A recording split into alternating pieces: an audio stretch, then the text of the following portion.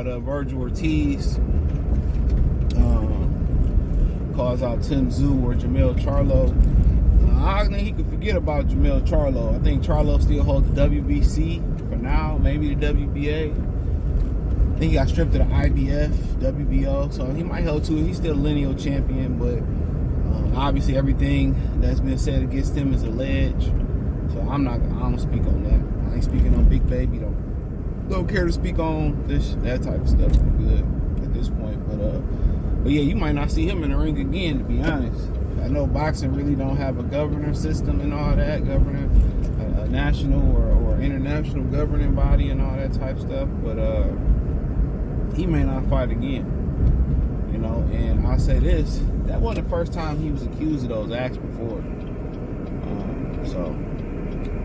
But yeah, I didn't think you was gonna see him for a long time after fighting Canelo, and that was before all this happened.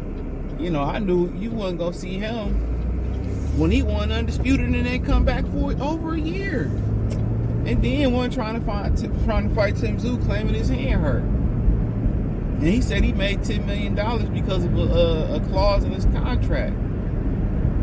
Because he got undisputed. And I heard a few PBC guys got that in their contract. That's why they really don't be pushing unifications like that. You know? But then you knew when he fought Canelo, and then talking about he about to go drink some tequila or whatever after the fight in the locker room, you already knew dog wasn't coming back no time soon. We knew it. We knew it. So him saying the Jermell Charlo name, I guess it's by default, but it's a waste of your damn time.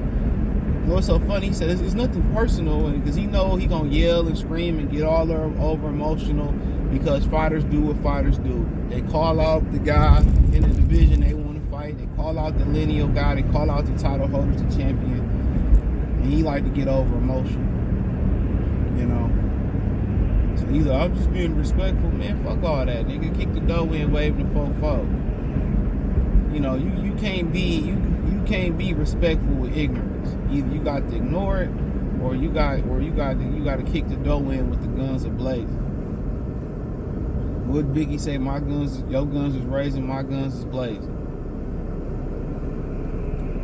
But nonetheless, you know, he talked about fighting Tyzu for the WBO. You know, that's Bob Merriam and De La Hoya belt, sanctioned belt. That's their compadres right there.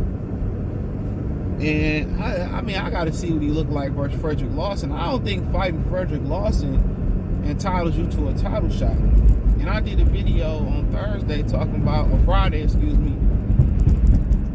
It came up at 3 o'clock talking about how he risked his life for a regular belt versus Theonis. No, was nobody gonna identify you as a champion for that belt. He said that was his last fight. He wasn't gonna call you a champion. You should have moved up. I don't even know, other than I think Frederick Lawson being from Ghana, I don't know much about the guy. Looked a little bit at his box rec. That don't entail you to get a title shot. You didn't do nothing at 40 to earn the title shot at 47. You ain't do nothing at 47 entitled to do a title shot at 54. You gotta work your ass back up. And you damn sure ain't a big enough name just to come in and get a title shot. You ain't done nothing. He got an amazing grooming. I think he got one of the best resumes for a prospect to get a belt, like a prospect contender to get a belt. I will agree with that. That's an amazing way they built him up. I think he ready. They put him in there with punchers. They put him in there with slick fighters. So he's in an amazing position to be ready for his title shot. I hate when people get in front of you and then go the speed of snail. Don't jump in front of me if you ain't gonna speed. Okay. So I think he got an amazing opportunity to get a title, but Frederick Lawson ain't gonna cut it, bruh. And we don't know what he gonna look like. He got 100% knockout ratio too. People tend to forget that. We don't know what he gonna look like physically. You know what I'm saying? So we really just don't know.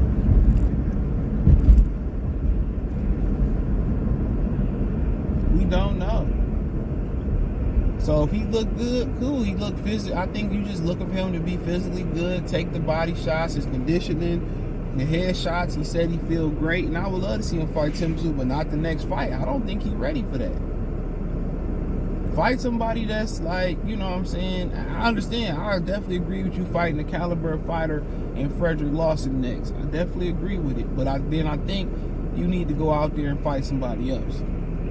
You know, maybe a Charles Conwell, maybe a Jack Cole Clyde, where they fighting for a title. Israel Madamov, he fighting for a title too.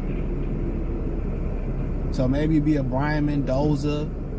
You know, I think that's a good fight right there, fighting Brian Mendoza. And not this semi-truck trying to race me. Nah, man. Can't stand hoe-ass semi-truck drivers. They some nasty motherfuckers, too. I remember I used to work at a truck gate. They be washing their fucking feet in the damn... We're in the natty. They got these Michigan posters all up. Michigan will win Monday. Washing their feet in the waterfall. Them niggas is nasty-ass niggas, man. I met some cool, clean, good guys, bro, but a lot of them niggas be nasty. Don't know what a push-up, a jog is, or nothing. Just be fat nasty. But nonetheless, him and Tim Tszyu would be a good fight. Get a couple fights under another fighter under his belt. He look good versus a contender. And that's not to say he ain't never fought nobody. I mean, you just want to make sure you want to dot your I's and cross your T's. You know, after you done passed out and all that shit. Because obviously whoever was around you didn't have your best interest. That best interest was your money. And trying to get a belt at 47. And that just wasn't in the plans. And they got you fighting at 140, 147 pounds. When you probably should have been at 154 pounds the whole time. Especially he talked about how stagnant his career got when he got to fight once a year. Yeah, it's hard to continue to prepare for a test when you don't know, when you ain't got no test coming up. That shit hard. Oh, come on, man. Why are you riding your brakes? Soccer moms. Guarantee it's a soccer mom. What I tell you? Forehead all the way in the windshield. I don't know why women drive like that. They heads be all the way in the fucking wind. They be all the way up front. Why is your seat so close to the windshield?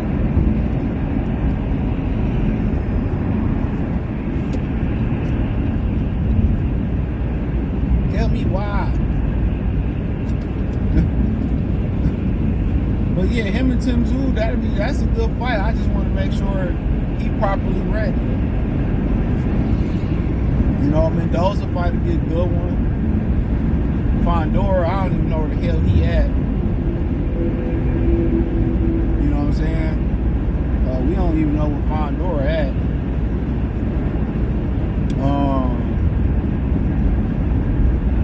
Who else we got in that division? Conwell.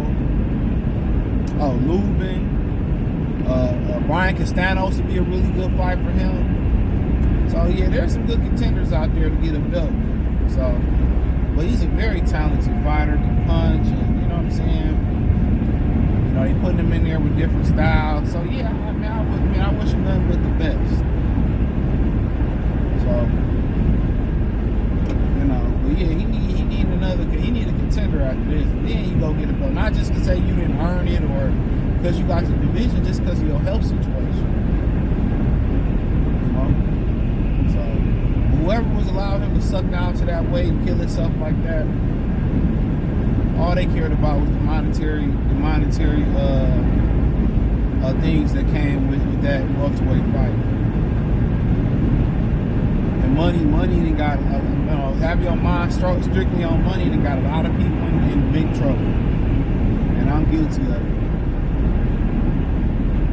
All these people that work all these hours, killing themselves working all these hours. And they ain't gonna have no help. And then they ain't even saving the money. They ain't even saving the money.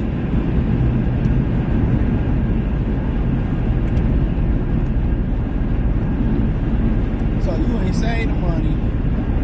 And you got bags on your eyes. And deteriorated. That money wasn't worth it. Uncle Sam made more money off that OT and that bread than you did. But hopefully, you know, he figured to put his health first over some belts and a couple dollars. Because when this sport gone, when that money get funny or that money gone, all he's gonna have is his health.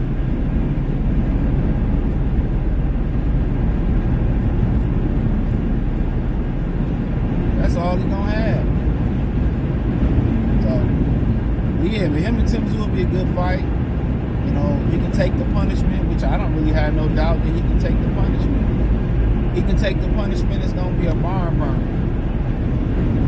You know, Tyzu fight a Mexican in Vegas. He's supposed to be fighting in Vegas. Something to do with the National Rugby League, I think on the Thursday in March. So Tyzu already got something on deck. So, but yeah, let me know what you girls and guys think. Thumbs up the video, share the video, subscribe to the channel. That subscribe button is the bell icon button. Hit all notifications, increase your chance to get notifications. We go live and drop a video.